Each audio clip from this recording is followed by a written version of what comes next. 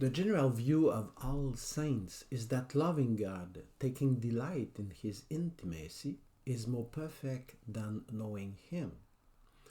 Charity is a virtue more noble than science and than wisdom, and even than faith.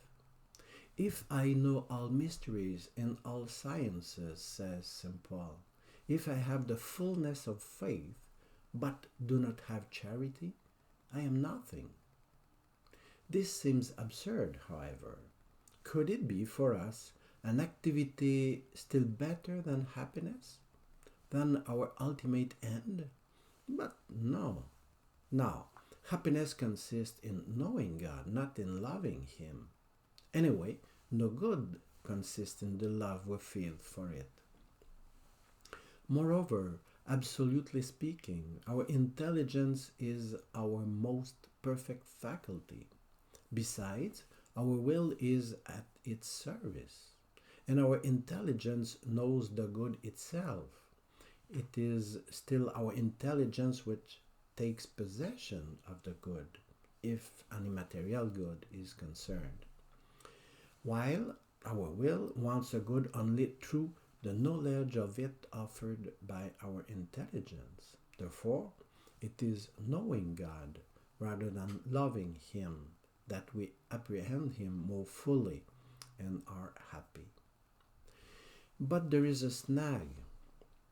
Left to its natural capacities, our intelligence has for object the natural, material being, and knows God, like any superior being to itself, only imperfectly, indirectly, adapting it to its capacity to conceive some representation of it, while our will loves God Himself once we know Him even the slightest bit.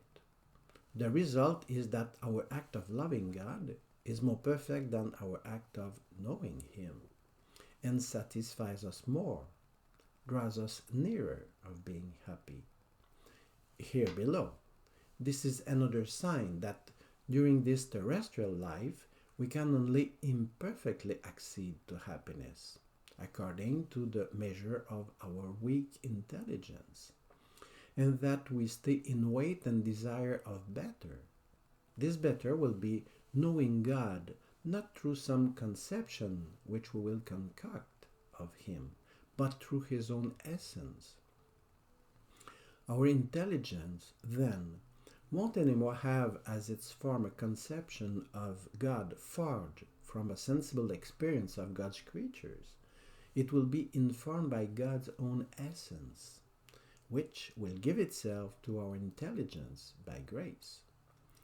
In this supernatural situation, our intelligence will find again its superiority on our will. The form it will take on, to know God, will be God Himself rather than some image of Him. We could compare this situation to the situation of our body, which, however low it takes place in the scale of beings, participate to some immaterial life when taking on as its form our immaterial soul.